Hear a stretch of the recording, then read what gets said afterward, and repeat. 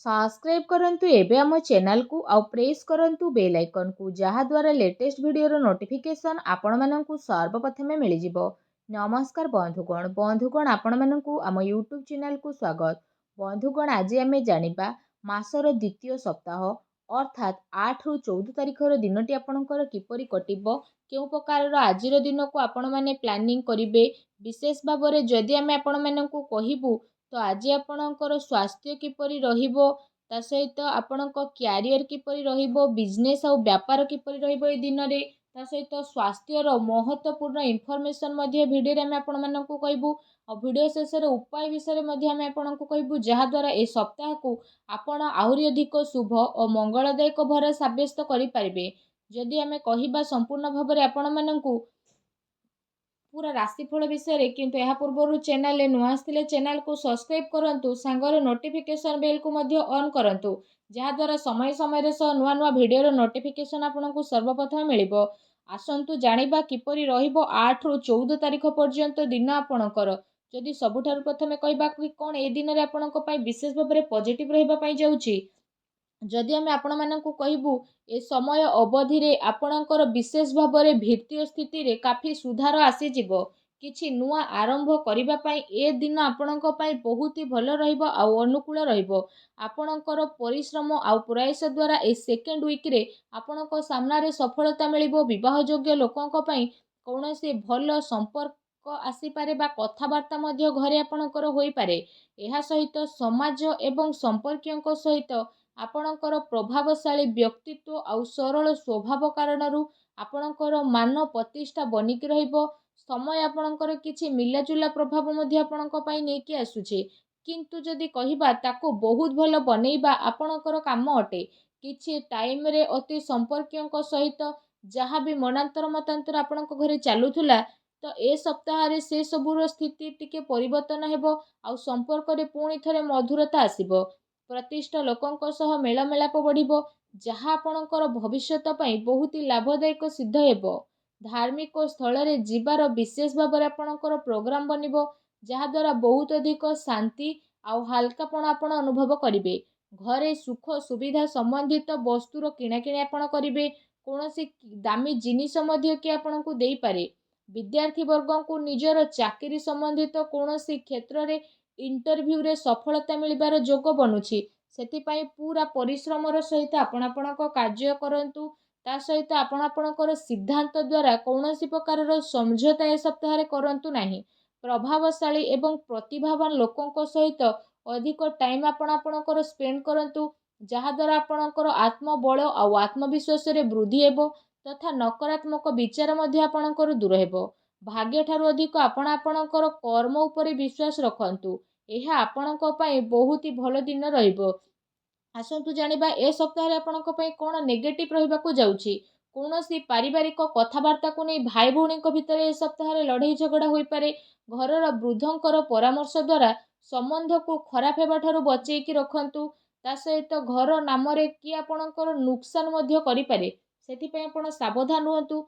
घरर कोनोसी वृद्ध लोकंकर स्वास्थ्य को नै कि आपणकर मन रे चिंता रहिबो। दूर जगह को जीवाक मध्य आपणकु पड़ी पारे ता सहित आपणकु आपणकर स्वभाव रे इगो को खत्म मध्य करबाकू पड़िबो जहा द्वारा प्रॉब्लम सबुर शीघ्र समाधान होई जिवो। कोनोसी भी योजना उपरे कार्य करिबा पूर्वरु ता उपरे भलो भाबरे विचार करिबार आवश्यकता रहिछि।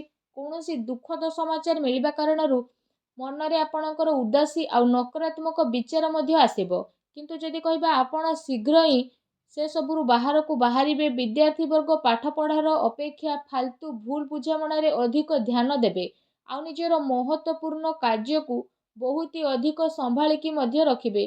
काहेकि ना जदि आमे कहिबा जदि किछि भूल करिबे आगो को आपणक पई भूल होई जिवो। घरे छोट छोट कथा रे अकारण रे चिंता आपणकर उत्पन्न हेबो तेणु अधिक क्रोध ठारू आपण दूरेई कि रुहंतु। सामाजिक गतिविधि रे अधिक ध्यान न देबा ठारू कोनोसी अति संपर्कित लोक आपणक उपरे नाराज होई पारंती। बस ए कथार आपण ध्यान न देकी निजर कर्म उपरे लागिकी रुहंतु। घरर वरिष्ठ लोकंकर मान सम्मान आपण अवश्य करंतु। ता सहित जदि सप्ताहर लव लाइफ विषय कहिबा तो जीवन साथींकर भावनार आपण सम्मान करंतु। एहा द्वारा आपणकर संबंध आहुरी अधिक मजबूत हेबो। ପ୍ରେମ ସମ୍ବନ୍ଧ ଆପଣଙ୍କର ମର୍ଯ୍ୟାଦାପୂର୍ଣ୍ଣ ରହିବ। କୌଣସି ବିପରୀତ ଲିଙ୍ଗୀ ବ୍ୟକ୍ତିଙ୍କ ସହ ମିଶିବା ଦ୍ୱାରା ଆପଣଙ୍କୁ ଆଶ୍ଚର୍ଯ୍ୟଜନକ ପ୍ରସନ୍ନତା ମଧ୍ୟ ଅନୁଭବ ହେବ। ଘର ପରିବାରର ବାତାବରଣ ଆପଣଙ୍କର ବହୁତ ହି ସୁଖଦପୂର୍ଣ୍ଣ ରହିବ। ପତି ପତ୍ନୀଙ୍କ ଆପୋଷିକ ସହଯୋଗ ଘରେ ଆପଣଙ୍କର ସୁଖ ଶାନ୍ତି ରଖିବ। ପ୍ରେମ ସମ୍ବନ୍ଧରେ ଆଗକୁ ଆସୁଥିବା ଟାଇମ୍ରେ ଆପଣଙ୍କର ବିବାହରେ ପ୍ରଣୀତ ହେବାର ପୂର୍ଣ୍ଣ ରୂପରେ ଯୋଗ ବନୁଛି। ଜୀବନ ସାଥୀଙ୍କର ବିଶେଷ ଭାବରେ ଆପଣଙ୍କୁ ଆପଣଙ୍କ କାର୍ଯ୍ୟରେ ପୂର୍ଣ୍ଣ ରୂପରେ ସହଯୋଗ ପ୍ରାପ୍ତ ହେବ ତଥା ଘରେ ମଧ୍ୟ ଆପଣଙ୍କର ସକାରାତ୍ମକ ବାତାବରଣ ବନିକି ରହିବ। ଏହା ସହିତ ଯଦି କହିବା ନିଜର ବ୍ୟସ୍ତତା ଭିତରେ କିଛି ଟାଇମ୍ ଆପଣ ଆପଣଙ୍କ ପରିବାରର ପିଲାଙ୍କ ସହ ବାହାର କରିବାର ଅତି ଆବଶ୍ୟକତା ରହିଛି।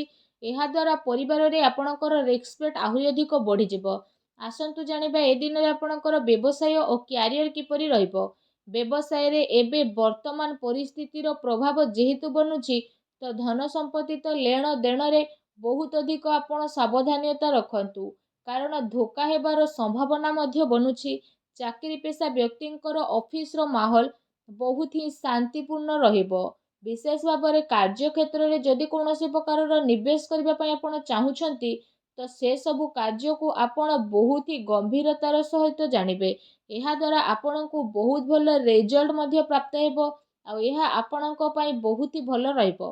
ଚାକିରିରେ ନୂଆ ସମ୍ଭାବନା ମିଳିବାର ବହୁତ ଅଧିକ ଆଶା ରହିଛି। ଏହା ସହିତ କାର୍ଯ୍ୟକ୍ଷେତ୍ରରେ ଅନ୍ୟର ହସ୍ତକ୍ଷେପ ଦ୍ୱାରା କର୍ମଚାରୀଙ୍କ ଭିତରେ ମତାନ୍ତର ମନାନ୍ତର ହୋଇପାରେ।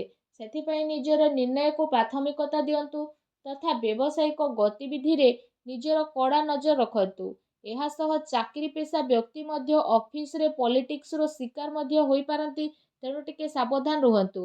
ଏହା ସହିତ ଏ ଦିନରେ ଆପଣ କୌଣସି କାରଣରୁ କାର୍ଯ୍ୟ କ୍ଷେତ୍ରରେ ଅଧିକ ସମୟ ଦେଇପାରିବେ ନାହିଁ ତଥା ସହଯୋଗୀ ଏବଂ କର୍ମଚାରୀଙ୍କର ଆପଣଙ୍କୁ ଉଚିତ ସପୋର୍ଟ ମଧ୍ୟ ମିଳିବ। ଚାକିରି ପେଶା ବ୍ୟକ୍ତିବିଶେଷଙ୍କୁ ନିଜର ଉଚ୍ଚ ଅଧିକାରୀଙ୍କର ପୂର୍ଣ୍ଣ ରୂପରେ ସହଯୋଗ ମିଳିବ। ବ୍ୟବସାୟିକ କ୍ଷେତ୍ରରେ ଯଦି କହିବା ଆପଣଙ୍କର କାର୍ଯ୍ୟକ୍ଷମତାର ସଫଳତା ମିଳିବା କାରଣରୁ ବହୁତ ଅଧିକ ସଫଳତା ଆପଣ ପାଇ ମଧ୍ୟ ଯିବେ। ଏହାଦ୍ୱାରା ପ୍ରତ୍ୟେକ କାର୍ଯ୍ୟକୁ ଆପଣ ବହୁତ ହି ଗମ୍ଭୀରତାର ସହ ଆଗକୁ ନେବେ। ଚାକିରି ପେଶା ବ୍ୟକ୍ତିଙ୍କୁ ତାଙ୍କର କାର୍ଯ୍ୟକ୍ଷମତା ପାଇଁ ପ୍ରୋତ୍ସାହନର ପ୍ରାପ୍ତି ହେବ, ଯାହାଦ୍ୱାରା ଆପଣଙ୍କର ମନ ବହୁତ ହି ପ୍ରସନ୍ନ ରହିବ। ଆସନ୍ତୁ ଜାଣିବା ଏ ଦିନରେ ଆପଣଙ୍କର ସ୍ୱାସ୍ଥ୍ୟ କିପରି ରହିବ। ଯଦି କହିବା ଏ ଦିନରେ ଆପଣଙ୍କ ସ୍ୱାସ୍ଥ୍ୟ ବହୁତ ହି ଉତ୍ତମ ରହିବ ତଥା ଆପଣ ଊର୍ଜାରେ ମଧ୍ୟ ଭରପୁର ରହିବେ। ଏ ସପ୍ତାହରେ ଆପଣ ନିଜେ ନିଜକୁ ବହୁତ ଖୁସି ଭରା ଆଉ ଚିନ୍ତାମୁକ୍ତ ମଧ୍ୟ ଅନୁଭବ କରିବେ। ତା ସହିତ ଏ ସପ୍ତାହ ଆପଣଙ୍କ ସ୍ୱାସ୍ଥ୍ୟ ଦୃଷ୍ଟିରୁ ବହୁତ ହି ଭଲ ଟାଇମ୍ ରହିବାକୁ ଯାଉଛି। ଏହା ସହିତ ନିଜର ସ୍ୱାସ୍ଥ୍ୟକୁ ଆହୁରି ଅଧିକ ଭଲ କରିବା ପାଇଁ ଆପଣ ପ୍ରତ୍ୟେକ ଦିନ ଯୋଗ କରନ୍ତୁ, ବ୍ୟାୟାମ କରନ୍ତୁ, ସୁସ୍ଥ ରୁହନ୍ତୁ। ଆସନ୍ତୁ ଜାଣିବା ଏ ସପ୍ତାହରେ ଆପଣଙ୍କ ପାଇଁ କ'ଣ ବିଶେଷ ଉପାୟ ରହିଛି।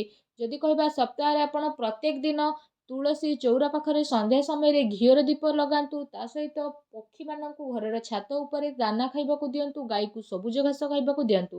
ଏହାଦ୍ୱାରା ଘରର ସମସ୍ତ ନକାରାତ୍ମକ ଶକ୍ତିର ବିନାଶ ହୋଇଯିବ ଆଉ ଆପଣଙ୍କୁ ଶୁଭ ଫଳ ପ୍ରାପ୍ତି ହେବ। ଭିଡ଼ିଓଟି କେମିତି ଲାଗିଲା କମେଣ୍ଟ କରିକି ଜଣାନ୍ତୁ। ଆଉ ଯଦି ଚ୍ୟାନେଲରେ ନୂଆ କରି ଆସିଛନ୍ତି ଚ୍ୟାନେଲକୁ ସବସ୍କ୍ରାଇବ୍ ମଧ୍ୟ କରନ୍ତୁ। ଧନ୍ୟବାଦ।